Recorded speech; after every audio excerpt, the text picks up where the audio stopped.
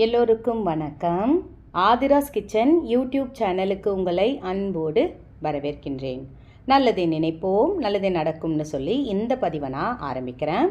இன்றைக்கான தலைப்பு என்னன்னு பார்த்தீங்கன்னா, தன லாபம் ஏற்பட கார்த்திகை மாதத்தில் இந்த வேரை இது மாதிரி செய்யுங்கள், பணம் பெருகுவதை கண்கூடாக பார்க்கலாம், கடன் தானாக அடையும் அப்படின்னு தலைப்பு போட்டிருக்க இல்லைங்களா? அது என்னன்னு பார்க்கலாம். நிறைய பேர் எனக்கு கமெண்ட்ஸில் என்ன போட்டிருக்கீங்கன்னா, நீங்கள் சொல்கிறத நாங்கள் செஞ்சு நல்ல பலன் அடைஞ்சிருக்கோம்மா, நம்பிக்கையோடு நாங்கள் செய்கிறோம், அதனால் எங்களுக்கு நல்லது மட்டுமே நடக்குது அப்படின்னு சொல்கிறீங்க. ரொம்ப சந்தோஷம். எனக்கு என்னோட பதிவால் ஒருத்தர் நலம் பெற்றால் கூட எனக்கு மிக மிக சந்தோஷம். அந்த விஷயத்தில் இந்த வேறுன்னு வச்சுக்கோங்க. இப்போ கார்த்திகை மாதம்னாலே அடுத்து பார்த்திங்கன்னா மார்கழி பிறக்கும், அடுத்து தை பிறக்கும். இது எல்லாருக்குமே தெரிஞ்ச விஷயந்தான். இந்த கார்த்திகை மாதத்தில் கடவுளுக்கு முருகனை வேண்டி நம்ம விரதம் இருப்போம், ஈஸ்வரனை வேண்டி விரதம் இருப்போம், ஈஸ்வரனுக்கு கிரிவலம் வருவோம். அதை மாதிரி முருகனுக்கு கிருத்திகை வர்ற அன்னைக்கு நம்ம மாவிளக்கு போட்டு அவரை கும்பிட்டு நல்லதே நடக்கும். முருகனை வணங்குறவங்களை பார்த்திங்கன்னா சகல ஐஸ்வர்யமும் பலமாக இருக்கும் அவங்களுக்கு. சரி, இந்த வேருன்னு போட்டிருக்கனே, அது என்ன வேறு அப்படின்னு பார்த்தீங்கன்னா, நாயுருவி செடின்னு நீங்கள் பார்த்துருப்பீங்கன்னு நினைக்கிறேன். ஏன்னா இது ரோட்டோரங்களில் முளைச்சிருக்கும் நாயுருவி செடின்னு. அந்த நாயுருவி வேர் தான் நான் சொல்ல போகிறது. அந்த வேரை நம்ம என்ன பண்ணணுன்றது தான் முக்கியம். இப்போ சப்போஸ் உங்களுக்கு அந்த செடி தெரியல, எனக்கு எடுக்க தெரியலம்மா, அந்த வேரை எந்த மாதிரி பண்ணணும்னு எனக்கு தெரியலன்னு நினச்சிங்கன்னா, நாட்டு மருந்து கடையில் போயிட்டு சொல்லுங்கள். இல்லைனா பூஜை பொருட்கள் விற்கிற கடையில் இப்போ எல்லாமே நமக்கு கிடைக்குது. நாட்டு மருந்து கடைக்கு போயிட்டு இப்போ என்ன கேட்கணும் பார்த்தீங்கன்னா, நாயுருவி வேர் கொடுங்கன்னு கேளுங்க. அவங்க வச்சுருந்து கொடுக்குறாங்க. எது கேட்டாலும் இப்போ கிடைக்கிது நம்மளுக்கு. அதனால் அந்த நாயுருவி வேரை வாங்கிட்டு வீட்டுக்கு வந்துடுங்க. இது என்றைக்குமா பண்ணலாம்? என்றைக்கு வேணாலும் செய்யுங்க. இதுக்கு மேலே வளர்பிறை தான்.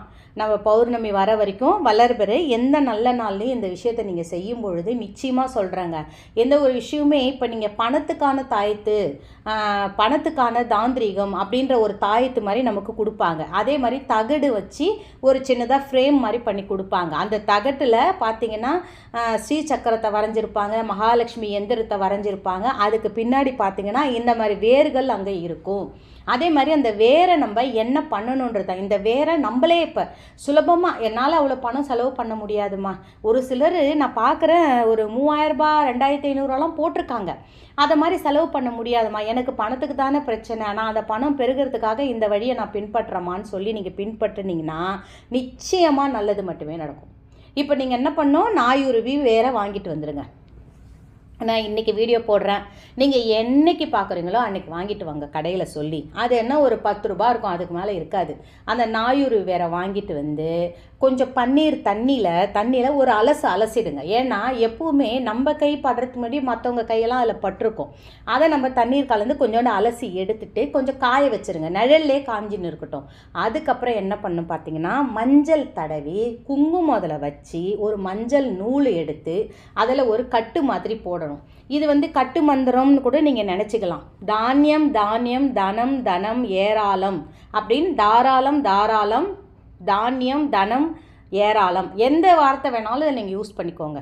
இல்லை இந்த ஸ்ட்ரீம் என்ற வார்த்தையை 108 முறை சொல்லுங்கள். ஸ்ட்ரீம் ஸ்ட்ரீம் ஸ்ட்ரீம் ஸ்ட்ரீம்ன்ற வார்த்தை. இப்போ நீங்கள் தனம் தனம் தாராளம் பணம் பணம் ஏராளம் என்ற வார்த்தையை சொன்னாலும் சரி, இல்லை ஸ்ட்ரீம் என்ற வார்த்தையை சொன்னாலும் சரி, நம்ம இது எங்கேம்மா செய்யலாம்? பூஜை அறையில் உட்காந்து செய்யுங்க. பூஜை அறை இல்லாதவங்க சமையலறையில் உட்காந்து செய்யுங்க. நிச்சயமாக நல்லது மட்டுமே நடக்குங்க.